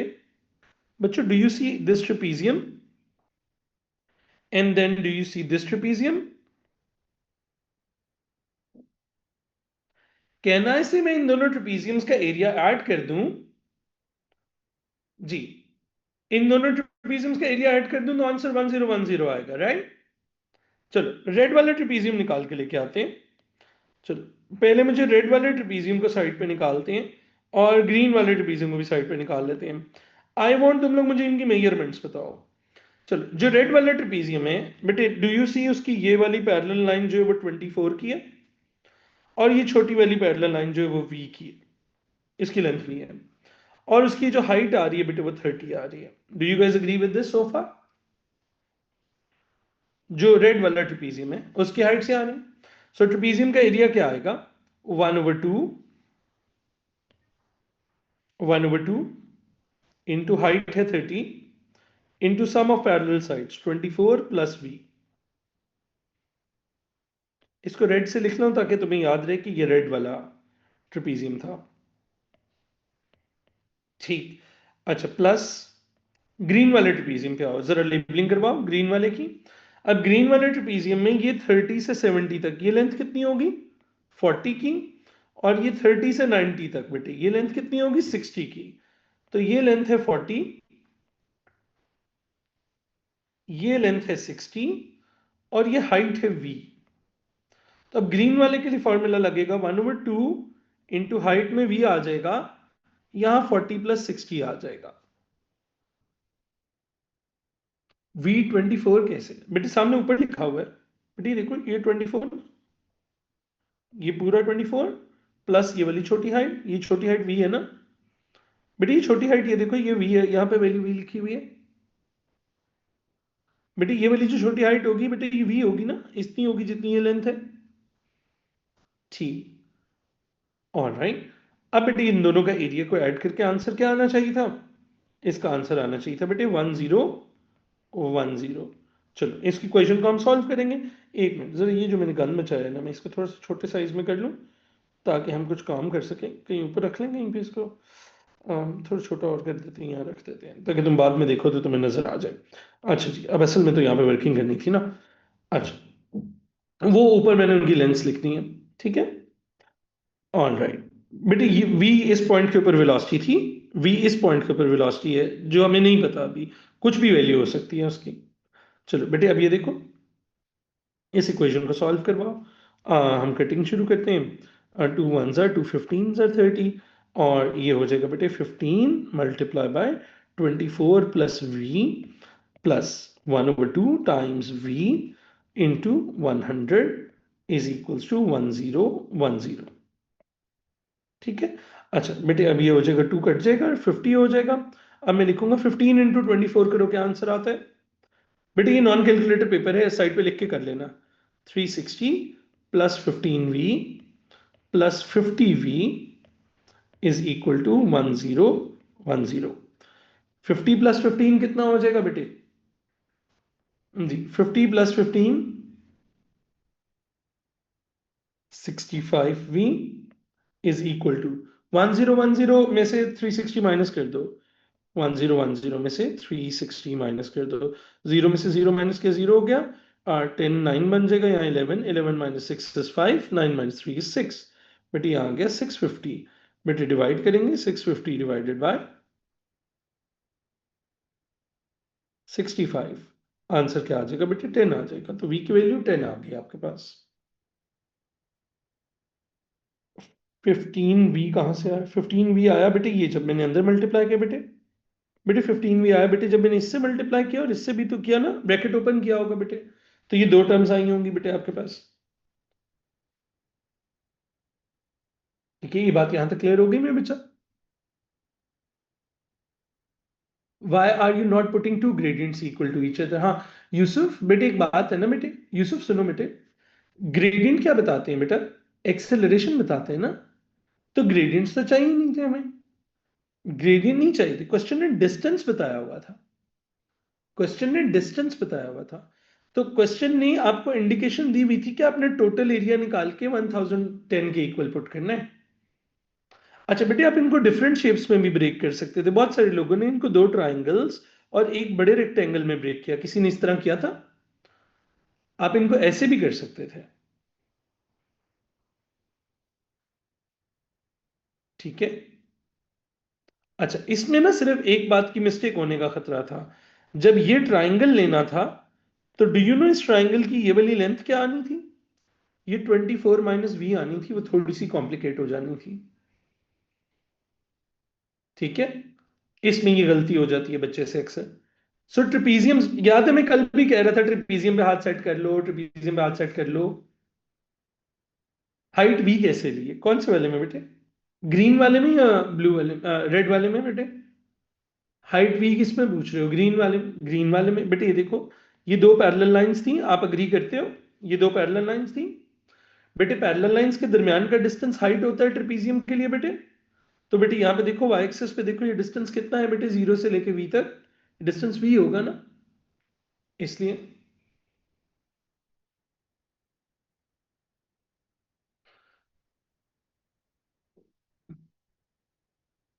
What is the formula of trapezium?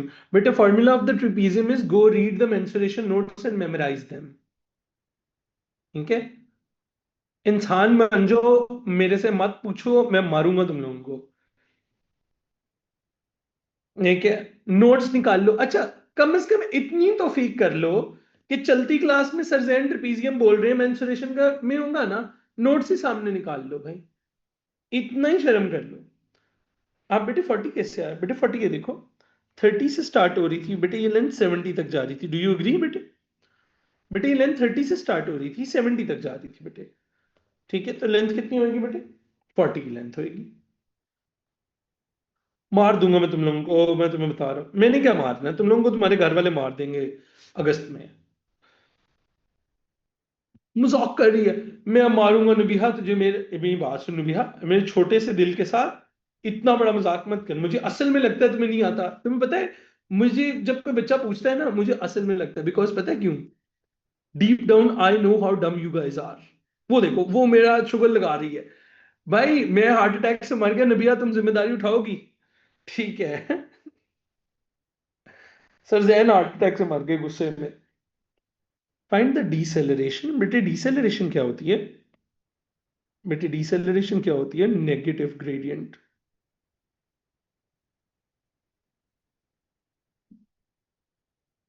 मैं तुम्हें एक बात बताऊं,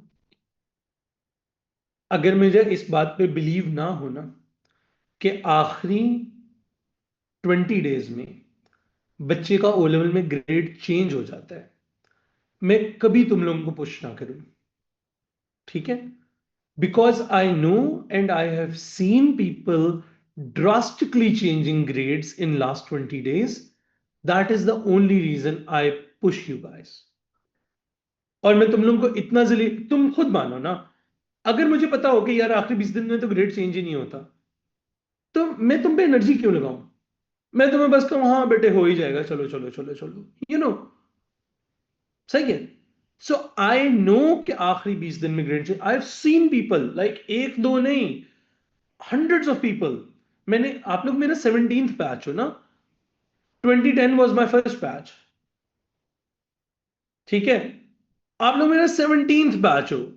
आई exactly know and I have so many examples, ठीक है, कि जो लोग आखिरी 20-20 दिन में अपना ग्रेड चेंज, जिनको टीचर्स ने डिक्लेयर कर दिया हुआ था कि तुम्हारा मैथ्स में ग्रेड नहीं आ सकता, ठीक है, तो उन लोगों का ग्रेड आखिरी दिनों में चेंज हुआ है। That is why ask you कि बेटे आपने लाजमी पे डिपेंड है, नेगेटिव एक्सेलरेशन लिखना चाहता था बेटे मैं यहां पे, नेगेटिव एक्सेलरेशन, ठीक है। ओ लेवल्स के ऑलमोस्ट हर सब्जेक्ट का ग्रेड चेंज हो जाता है एंड पे। अलीजा तुम मानोगी नहीं, लेकिन मैंने, मेरे पास स्टूडेंट है जिसका ई से ए हुआ है, उसका मार्क्स में ही था लेकिन उसने थोड़ा बहुत मैथ्स पहले पढ़ा हुआ था, ठीक है। नेगेटिव एक्सेलरेशन, बेटे एक्सेलरेशन के लिए किधर जाते हैं? एक्सेलरेशन के लिए तो ग्रेडियंट निकालते हैं बेटे। ग्रेडियंट के लिए हमें 2 पॉइंट्स चाहिए होते हैं। 2 पॉइंट्स कहां पे लेने हैं बेटे? लास्ट 20 सेकेंड्स में 2 पॉइंट्स लेके दिखाओ। चलो बेटे ये हो जाएगा 70,10 और ये हो जाएगा 90,0। 10 कहां से आया मेरे पास बडीज? बडीज 10 कहां से आया? याद है वी की वैल्यू 10 नहीं थी, वी की वैल्यू 10 आई थी। अच्छा अब मेरा एक सवाल है, किस किस को ए पार्ट नहीं आता लेकिन वो बी पार्ट कर सकता था? एरर कैरी फॉरवर्ड याद आया? तो ए पार्ट नहीं हो रहा, बी पार्ट आता था। और ए पार्ट में कुछ भी लिख दो, ऊपर 24 लिखा है, नीचे कुछ भी लिख दो, 10 लिख देते, 6 लिख देते, और यहां से 2 पॉइंट्स ले लेते, और उन 2 पॉइंट्स को बेटे आगे ग्रेडियंट के लिए यूज कर लेते, 70,10 एंड 90,0। तो ग्रेडियंट जो है बेटे वो एक्सेलरेशन बताता है, 0-10/90-70, -10/20, -1/2 आ गई एक्सेलरेशन। बेटे अब एक्सेलरेशन -1/2 है, मगर डिसेलरेशन की क्या वैल्यू होगी? डिसेलरेशन का ऑलरेडी मतलब होता है नेगेटिव है, तो वहां पे पॉजिटिव वैल्यू लिखनी होती है। हाँ आप फॉर्मूला यूज कर सकते हो, हाँ हाँ, v-u/t यूज कर सकते हो, ठीक है, और फिजिक्स वाले फॉर्मूला यूज कर सकते हो, इजी। अच्छा ध्यान से, लेकिन अब ये देखो, there a part, there a part, there a part ना,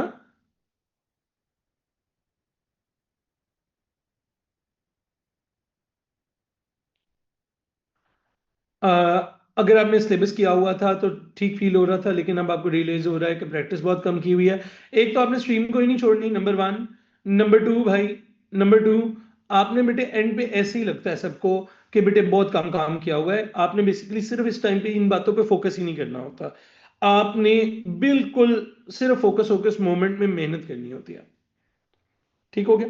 चलो चलो आ जाओ आ जाओ आ जाओ, भागो भागो भागो भागो मेरे साथ, क्वेश्चन नंबर 20 पे आ जाओ जी गाइस। अच्छा यार एक इशू है, मैंने वो एड्रेस करना है। ऊपर ना किसी हमारे फ्रेंड ने पूछा था, मैंने उसको स्क्रीनशॉट ली, मैं शेयर करना भूल गया, जुबानी बोल देता हूँ इशू ना। इशू ये है कि क्या हम पेंसिल से पेपर करके बाद में ऊपर पेन से ट्रेस कर दें तो सही होता है?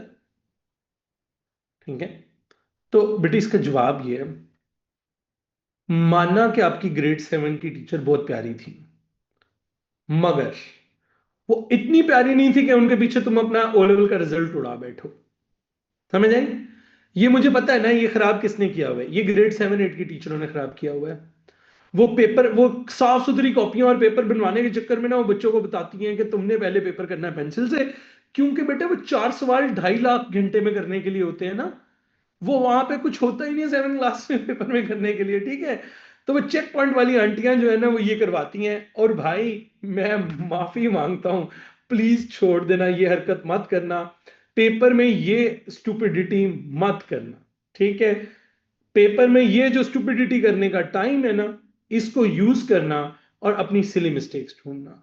कटिंग हो भी जाए तो कोई मसला नहीं है। एग्जामिनर बेटे, आपकी ग्रेड 7-8 की टीचर को ओसीडी था, कैम्ब्रिज के एग्जामिनर को नहीं है। ठीक है, उसने सिर्फ ठीक को ठीक आंसर करना है और गलत को गलत आंसर करना है। ठीक है भाई, मेरा बेस्ट फ्रेंड था बचपन का, ठीक है, अभी चार्टर्ड अकाउंटेंट है। उसकी हैंडराइटिंग 16 साल हम लोग एक क्लासरूम में रहे, साथ बैठते थे। उसकी हैंडराइटिंग मैं नहीं पढ़ सकता। उसका 99% पे ए है मैथ्स में। लाइक आदमी, ठीक है। मैं नहीं पढ़ सकता उस बंदे ने क्या लिखा हुआ है, ठीक है। मार्क्स आ जाते हैं, ठीक है। वो वो पढ़ लेते हैं, वो उनके पास हैं तरीके पढ़ने के, ठीक है। तो प्लीज ऐसी कोई हरकत मत करना। If you get 100% in loop 1, Haroon, 100% in loop 1 and 90% in loop 2, तो ए आ गया होता है। ये दो बातें। खाली लूप 1 से कैसे ए आएगा? ठीक है, खाली लूप 1 से कैसे ए लेके आएंगे हम? मतलब लूप वो शुरू शुरू के दिनों में कहते हैं ना, बच्चा मोटिवेट भी तो करना होता है मैंने अपने बच्चे को। जो लूप 1 में 100% ले लेता है, लूप 2 में 90% ले लेता है, वो ए पे ऑलरेडी खड़ा होता है। चलो जी, the perimeter of the shaded region is A pi plus B. बच्चों इधर आओ, ये खौफनाक चीज का क्या मतलब होता है? जब इस तरह की खौफनाक चीज दिखाई जाए, इसका क्या मतलब होता है? इसका मतलब होता है पाई की जगह कोई वैल्यू नहीं पुट करनी। नहीं नहीं, इसका सिर्फ एक मतलब है, मतलब सीख लो, जिंदगी में कभी तंग नहीं करेगा। इसका मतलब है आंसर में पाई लिखा होएगा बस, कोई और मतलब नहीं है। इस सिंबल, ये जो अजीब सी चीज लिखी होती है पाई के साथ, इसका मतलब होता है पाई की जगह कोई वैल्यू मत पुट करना, आंसर में पाई लिखा रहने देना। ठीक है, the perimeter of the shaded region is this. आइए, पेरीमीटर कौन होता है बेटा? बेटे पेरीमीटर कौन होता है? Outer boundaries. बेटे अगर ये बड़ा रेडियस 9 है, छोटा रेडियस 6 है, तो क्या आप मेरे से एग्री करते हो कि ये जो लेंथ है ये 3 होगी और इधर वाली भी ये लेंथ 3 होगी? किसी को इसमें कोई ट्रबल तो नहीं है बेटे? पेरीमीटर होती है आउटर बाउंड्रीज ना। तो बेटे पूरा बड़ा रेडियस जो है वो 9 है और छोटे वाले का रेडियस जो है वो 6 है ना बेटे। 9 और 6 माइनस करेंगे तो बेटे ये वाली साइड 3 आ जाएगी ब्रहान। ठीक है बेटे, पूरा 9 है ना और ये 6 है, क्वेश्चन में दिया हुआ है ना। बेसिकली उस साइड पे रेडियस 6 है तो इधर भी तो रेडियस 6 होगा ना मेरा बेटा। ठीक है, तो 9 माइनस 6 करेंगे तो क्या होगा? 3 हो जाएगा। सेंस बन गई इस बात की ना। ठीक हो गया। अब इसमें दो चीजें और चाहिए तुम्हें। एक ये वाली आर्क लेंथ चाहिए, ये वाली आर्क लेंथ चाहिए, इन दोनों का ऐड करना है, राइट? अच्छा मैं क्या करता हूं, मैं जगह सेव करने के लिए यही फॉर्मूला लिख रहा हूं। ये होगा 60/360 इंटू 2 पाई, छोटी वाली आर्क लेंथ है तो रेडियस छोटा वाला यूज करेंगे, और 60/360 इंटू 2 पाई, और बड़ी वाली आर्क लेंथ है तो रेडियस बड़ा वाला यूज करेंगे। Do you guys agree with me? हम पेरीमीटर फाइंड कर रहे हैं, इज ना आप एरिया के लिए सोच रही हो। पेरीमीटर कैसे फाइंड होता है? सॉरी, इजा, इजा बेटे, पेरीमीटर कैसे फाइंड होता है बेटे? बेटे पेरीमीटर में तो हम सारी साइड्स को इंडिविजुअली ऐड करते हैं, उसमें बिगर शेप माइनस स्मॉलर शेप नहीं कर सकते पेरीमीटर में ना। हाँ मानूर इरफान, क्वेश्चन की वर्डिंग पढ़ो, पेरीमीटर किसका चाहिए? बेटे पेरीमीटर चाहिए शेडेड रीजन का। तो शेडेड रीजन की आउटर बाउंड्रीज लेनी है आपने। तो शेडेड रीजन की 4 आउटर बाउंड्रीज ये हैं। Got it? क्वेश्चन ध्यान से पढ़ना है।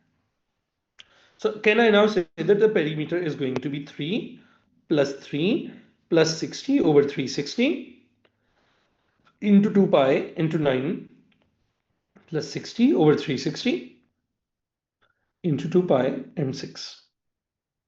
मेरे से यहां तक अग्रीड हो? आकलन थीटा/360 2 पाई r। ठीक है, ओके। अच्छा उष्मा क्या कह रहे हो? क्या क्या क्या, सॉरी उष्मा, मिस भी तो हो सकता है ना बेटे मैसेज। अच्छा, नेगेटिव बेटे, रिटार्डेशन नेगेटिव नहीं आती। हाँ बेटे उष्मा सुनो, जब भी एक रिटार्डेशन या डिसेलरेशन का वर्ड होता है तो उसका ऑलरेडी मतलब होता है नेगेटिव आना आंसर, ठीक है। उसमें दोबारा माइनस नहीं लगाते। जिस तरह बेटे ये देखो मैं आपको एक एग्जांपल, हमेशा मैं एक एग्जांपल से समझाता हूँ। ये शॉपकीपर है, ये $40 की चीज लेके आया, इसने जब बेची तो $20 की बिकी, तो इसको लॉस हो गया बेटे। कितने का लॉस हुआ? 20 का हुआ। -20 का क्यों नहीं कहते लॉस हुआ? क्योंकि हमें पता है कि लॉस ऑलरेडी एक नेगेटिव वैल्यू है, उसमें दोबारा माइनस बोलने की जरूरत नहीं रहती है बेटे। तो बस रट्टा मार लो, जब भी रिटार्डेशन या डिसेलरेशन की वैल्यू देनी होगी माइनस हटा के देनी है। चलो जी, कटिंग करवा दें भाई प्लीज जरा मुझे। कटिंग क्लासेस बहुत ज्यादा हैं और मैं पास पेपर भी करने होते हैं, तो दिन में 10 घंटे क्लासेस, तो सेल्फ स्टडी का टाइम कैसे करूं? बेटे नींद में से निकालो ना, अब्दुल मोहित क्या कर रहे हो, नींद में से टाइम निकालो मेरे भाई। अच्छा तुम्हें लगता है, मेरी बात सुन, तुम्हें लगता है कि जो लोग आखिरी दिनों में पढ़ते हैं और ये स्टार्स लेते हैं, तुम्हें लगता है बड़ी कंफर्टेबल रूटीन होती है?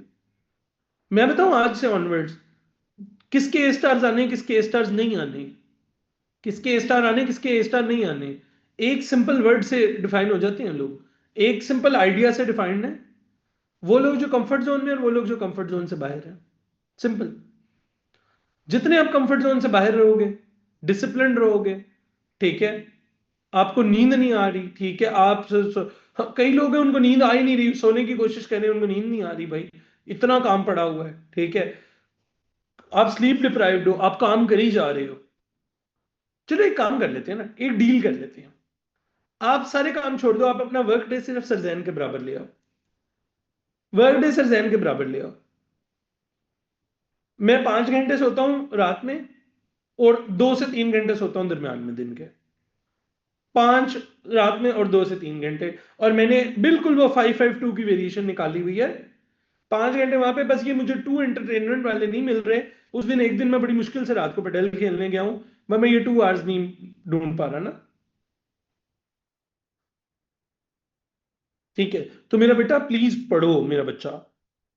6 1s are 6 6s are 36, 2 1s are 2 3s are 6, 3 1s are 3 3s are 9, 60, 6 1s are 6 6 are 36, ये 6 कट गया। Can I say I'm left with 3 plus 3 plus 3 pi plus 2 pi? 6 plus 5 pi. Can I say this is 5 pi plus 6? बेटे हामिस, हामिस question पढ़ो बेटे। Perimeter किसका find करना है बेटे? Shaded region का। तो आउटर बाउंड्रीज भी किसकी लेनी पड़ेंगी बेटे आपको? आउटर बाउंड्रीज भी किसकी लेनी पड़ेंगी बेटे? शेडेड रीजन की आउटर बाउंड्रीज लोगे ना। आई अंडरस्टैंड, तुम बेसिकली आप लोग क्वेश्चन की रीडिंग में गलती कर रहे हो। आप लोगों को लग रहा है इसका पेरीमीटर लेना है हमने, पूरी शेप का नहीं लेना हमने, हमने शेडेड रीजन लेना है। तो इजा मेरी बात सुनो ना, वो रिमूव हुआ या नहीं हुआ, ये बाउंड्री तो है ना उसकी। इजा बेटे ये बाउंड्री तो है ना ये वाली, तो ये बाउंड्री किसकी आएगी बेटे? ये 4 बाउंड्रीज है ना इस शेडेड रीजन की, तो इन 4 बाउंड्रीज ने आना है। तो हमने आर्क लेंथ ही फाइंड करनी है, क्योंकि हम पेरीमीटर फाइंड कर रहे हैं, पेरीमीटर के लिए बेटे लेंथ फाइंड करते हैं ना। हाँ बेटे, इनर पार्ट किसका है राहिम? बेटे क्वेश्चन पढ़ो, शेडेड रीजन उन्होंने कहा था, perimeter of the shaded reason. तो बेटे शेडेड रीजन का तो ये आउटर पार्ट है ना, ये शेडेड रीजन का इनर पार्ट तो नहीं है। आप लोग ये गलती कर रहे हो, आप लोगों ने याद रखा हुआ है कि ओ अंदर वाली कोई भी वैल्यू नहीं आ सकती। सो अगर मैं कहूं सिर्फ शेडेड रीजन की बाउंड्रीज काउंट करो, तो कितनी बाउंड्रीज है बेटे? 1 2 3 4, ये है ना शेडेड रीजन। तो शेडेड रीजन में बेटे ये 4 बाउंड्रीज आएंगी ना। अगर मैं कहूं, सुनो, अगर मैं कहूं कि बड़े सेक्टर का पेरीमीटर फाइंड करो, तो कितनी बाउंड्रीज आएंगी? 1 2 और 3, फिर अंदर वाली नहीं आएगी।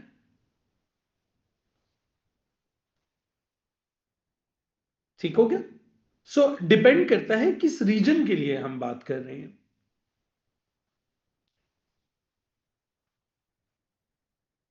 डन हो गया। अब्दुल राफे बेटे, अगर आप जिन टॉपिक्स में 2 3 चैप्टर्स में आप स्ट्रगल कर रहे हो, उसमें आप एक काम करो, आप पहले जाके डायरेक्ट मेरे मैराथन्स देख लो उनके। तो उससे ये होगा कि आपको पता चल जाएगा कि आपने किस चीज में इंप्रूव करना है, और आपको मुझे क्वेश्चन करते हुए देख के आपको ये भी समझ आ जाएगा कि आप क्वेश्चन को कहाँ गलत अप्रोच कर रहे थे बेटे। Calculate the area of the shaded reason. अब एरिया के लिए क्या करेंगे? अब बिग सेक्टर में से स्मॉल सेक्टर माइनस करेंगे।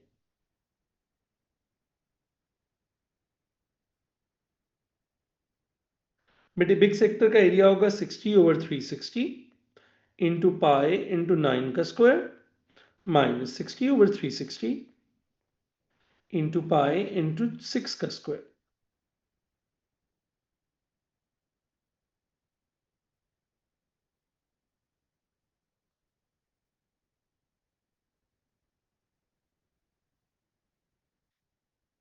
ऐसे जो आपके नोट्स हैं उनके हर पेपर से पहले पढ़ लूँ तो आदिल बेटा हर पेपर से पहले पूरे नोट्स कैसे पढ़ेगा? बहुत ज्यादा होते हैं।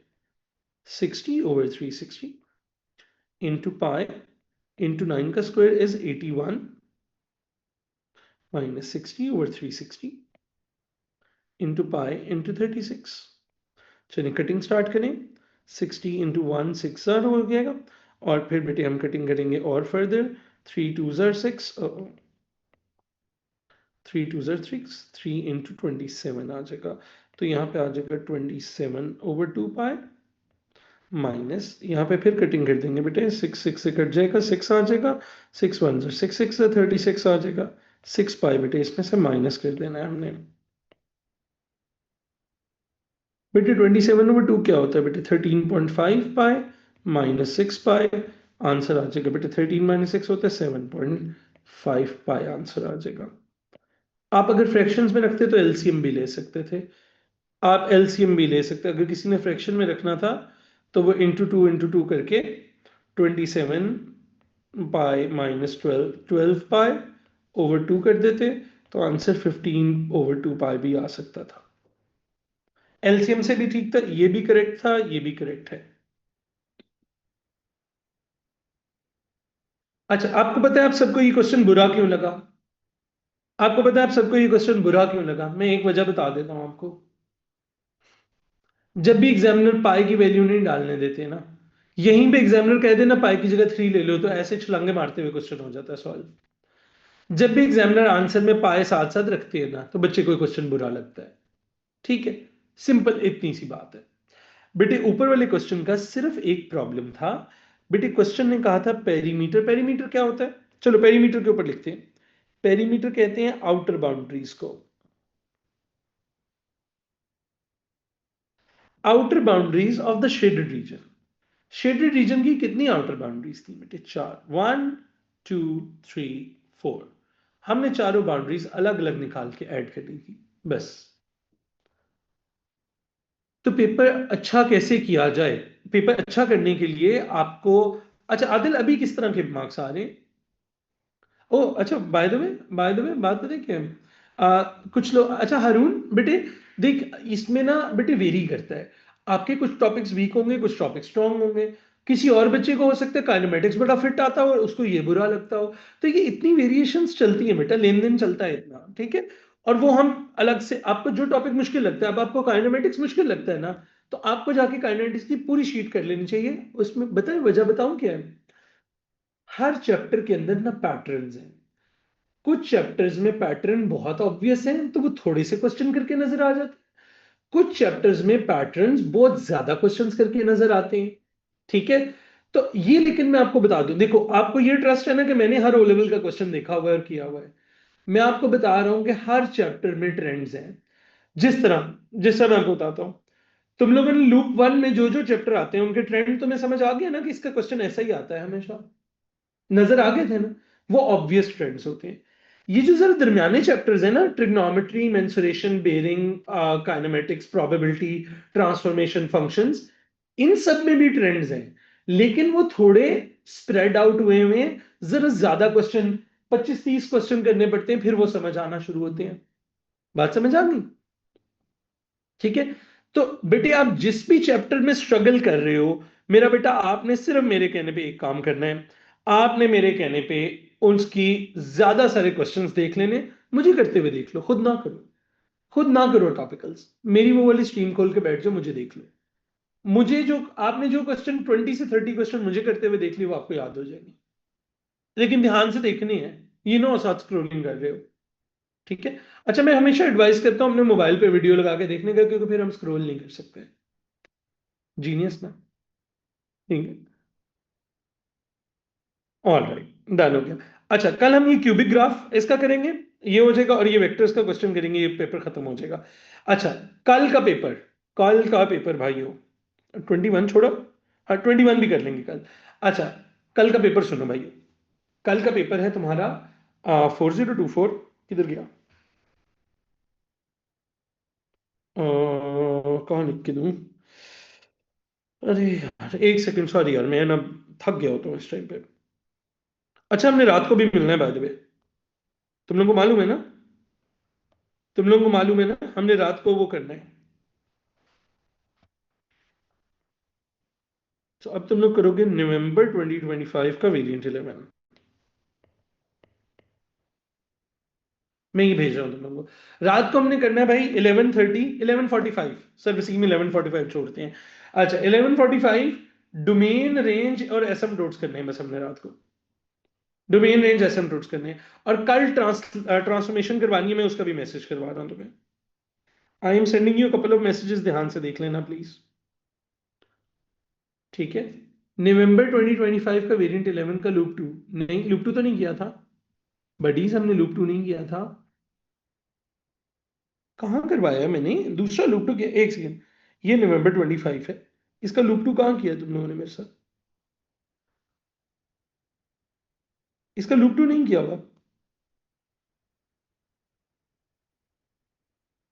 अरे यार मैं कितना स्टूपिड हूँ, मैंने इसका लूप वन डिलीट कर दिया हुआ है। ओहो, अच्छा चलो, ये मैं खैर फिल कर दूंगा बाद में।